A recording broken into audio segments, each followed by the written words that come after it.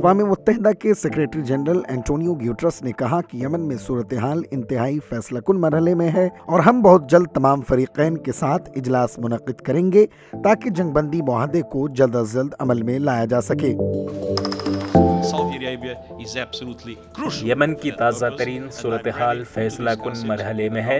इम्कान है कि दिसंबर की शुरुआत में तमाम फरीक स्वीडन में मुनक़्क़िद होने वाले इजलास में मुज़ाकरात की मेज़ पर आएंगे। यह एक अहम और मुस्बत पेशरफ्त है।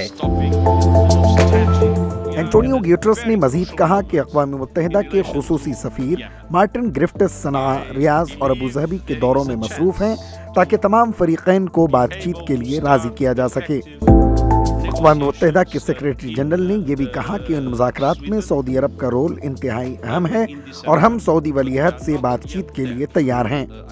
उन्होंने कहा कि अगर हम यमन की जंग को रोकने में कामयाब हो जाते हैं तो दुनिया के सबसे बड़े इंसानी बहरान को रोकने में कामयाबी मिलेगी।